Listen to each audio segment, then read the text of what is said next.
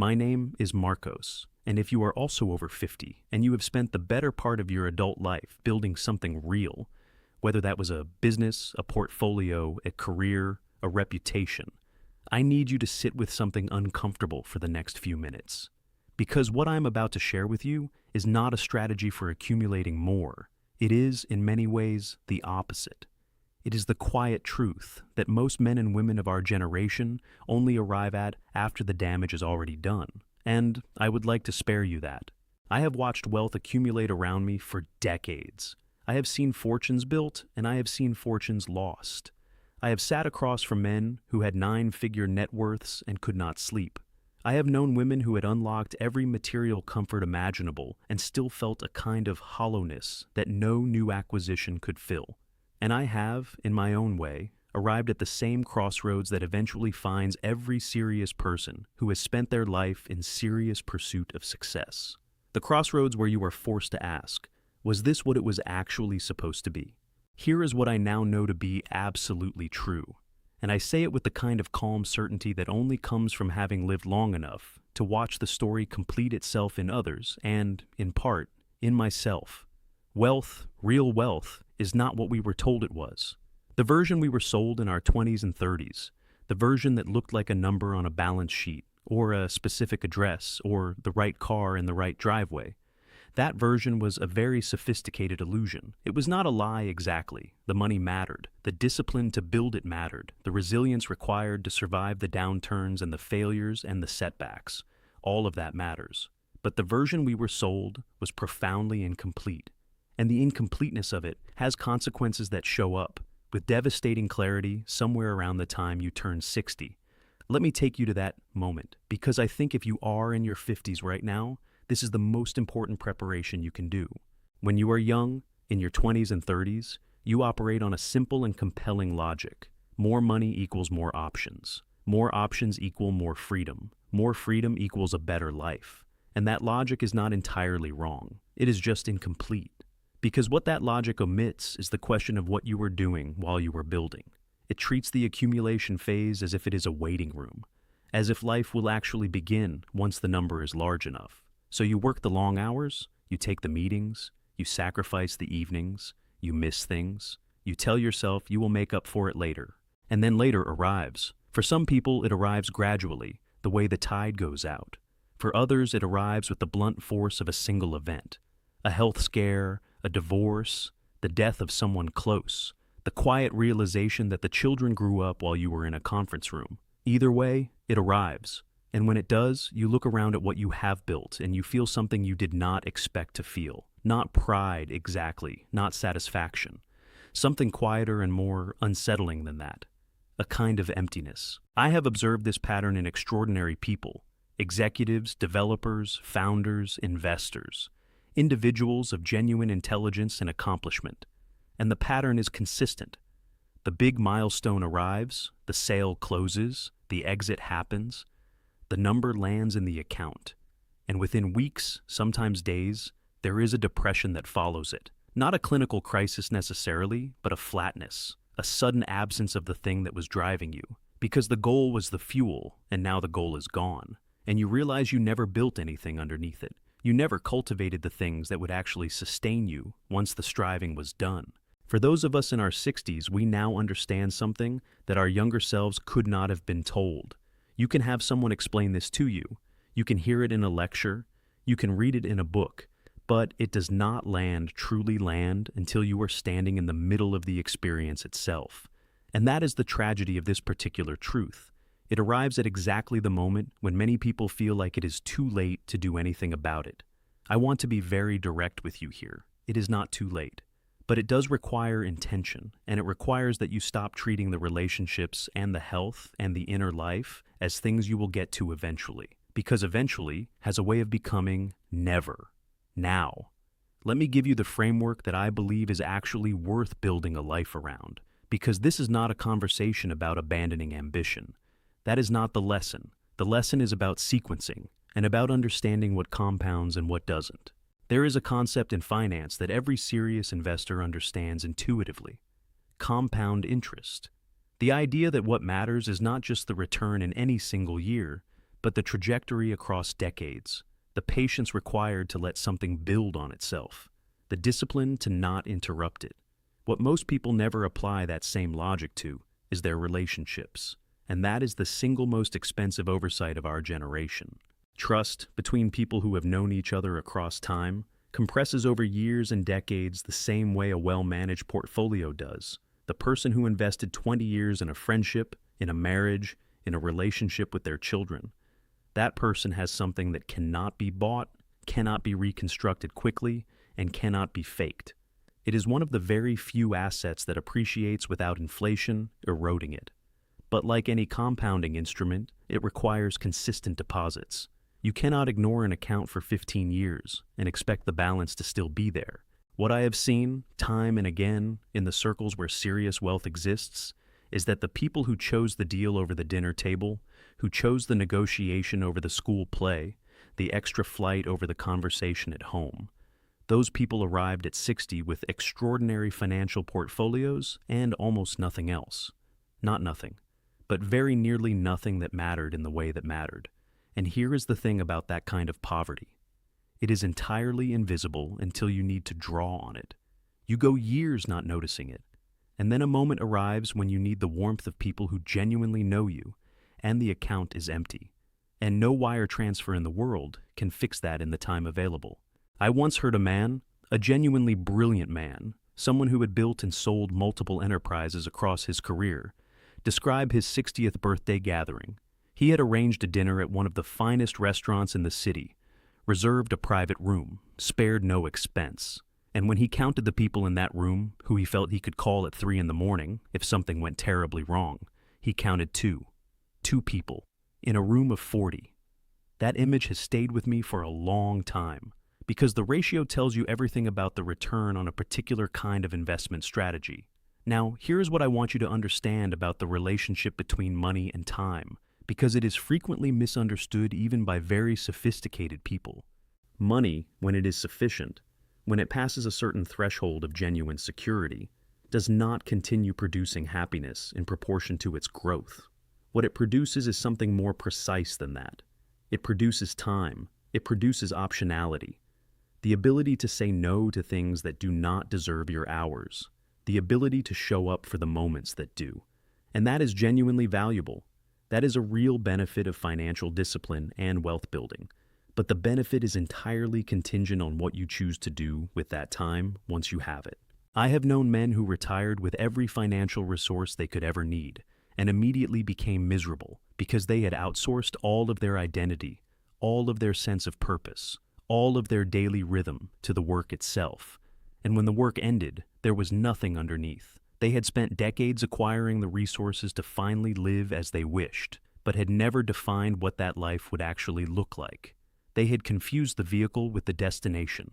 For those of us who are in the later chapters of our working lives, or who have already crossed into that transition, this is the work now, not the financial optimization, though that matters. Not the legacy planning, though that matters too. The work is the interior architecture. Understanding what actually gives your days meaning when the scoreboard is no longer just financial. I want to give you something concrete, because I think the most powerful corrective lens that exists for the way we measure success is to look at what people wish they had done differently when they are at the end of everything. There is research that has been done with people in hospice, people who are close enough to the end that the usual rationalizations have fallen away, and the pattern of what they regret is so consistent, so precise, and so different from the things our culture rewards that it deserves your full attention. The first and most common regret is this: I wish I had lived more truly to myself, rather than the life that other people expected of me. Think about what that means for a moment. It means that a significant portion of the decisions that define their lives, the career they chose, the path they followed, the persona they constructed and maintained for decades, were built around the expectations and judgments of people who are not them. There is a particular kind of invisible tax that ambitious people pay throughout their lives, which is the cost of performing success for an audience, of making choices based on how they will appear rather than how they will feel. And at the end, with extraordinary consistency, people report that this was among the things they would most like to have done differently. The second regret is one that lands heavily for those of us who have been serious about our professional lives. I wish I had not worked so hard. Now, before anyone concludes that this is permission for idleness or mediocrity, it is not. The regret is not about the quality of the work or the ambition behind it. It is about the displacement, the things that were crowded out, the opportunities to be genuinely present, not physically present, but mentally, emotionally present, that were surrendered to the always-on demands of building and maintaining a career. This is a regret that disproportionately affects the people who were most serious, most driven, most committed to excellence. Because they gave the most to the work, they paid the highest relational price for it. Third, I wish I had had the courage to express my feelings. For many of us, particularly those of us who built our identities around competence and strength and the projection of control, emotional expression has always felt like a liability, a vulnerability to be managed rather than a truth to be honored. We were often raised to contain it, to process it privately if at all, to lead with logic and withhold the softer material. And yet, at the end of a life, with absolute consistency, people report that what they wish they had done differently was to have said more, to have been more transparent about love, about gratitude, about difficulty, to have let the people around them see them more fully. There is a deep loneliness in that regret, the loneliness of having been surrounded by people who cared for you deeply, and having kept them at a careful distance your entire life. Fourth, and this one speaks directly to what I believe is a practical, solvable problem. I wish I had stayed in touch with my friends, friendships from early in life, the kind that were formed before anyone had anything, before anyone was performing anything. Those friendships are irreplaceable. They carry a version of you that is not contingent on your success or your position, but they require maintenance. They require intention. What tends to happen as careers intensify and families grow is that the old friendships quietly drift, not through conflict or rupture, simply through the accumulated weight of unreturned calls and missed occasions and the comfortable assumption that there is always more time. And then one decade becomes two, and two becomes three, and you look around and realize that the people who knew you when you were 22 do not know you at all anymore. The distance is too great to cross easily. And the loneliness of a life without that kind of witness, people who have seen the whole arc, not just the highlights, is a particular kind of loneliness. I knew a man who had observed this in his own life early enough to do something about it. He was someone who applied the discipline of a serious business operator to his personal relationships. He told me once that he had run businesses with detailed plans, annual goals, multi-year trajectories, regular reviews of whether he was on track. And at some point, he realized he had never applied that same seriousness to his family and friendships. He had never sat down and asked, what do I actually want this to look like in 10 years? What would success mean here? What would I need to do consistently for that to be the result? And so, he built that plan. He identified a gathering place, a property that could hold the people who mattered to him, and he committed to bringing those people together at regular intervals throughout the year, not as a luxury, as a practice, as something he protected with the same ferocity that he protected his calendar and business. And what resulted from that deliberate investment was exactly what you would expect from any well-managed long-term position. It compounded. The relationships grew deeper. The traditions became anchor points. The people who came knew that they were genuinely wanted, not just occasionally remembered. And he arrived at his later years with the kind of relational wealth that, in my observation, is genuinely rare among men who have been serious about financial success. That is not an accident. That is the return on a specific kind of investment, made consistently over time. The fifth and final regret from those reflections at the end of life is perhaps the most subtle. I wish I had let myself be happier. There is something striking about that phrasing. Not, I wish I had been happier, as if happiness were a condition imposed from outside, something that happens to you. But I wish I had let myself, as if the obstacle were internal, as if something in them had resisted it. I think what is described there is the way in which very driven, very serious people learn to inhabit a kind of low-grade dissatisfaction as a permanent condition. Because dissatisfaction is useful, it is the fuel of ambition. It keeps you hungry. It prevents complacency. And so, over years and decades, the internal narrative becomes one of perpetual incompleteness. The next thing will be the one that finally settles it. The next deal, the next level, the next milestone. And contentment becomes something you defer indefinitely because allowing it to arrive feels like a surrender of the very restlessness that made you productive.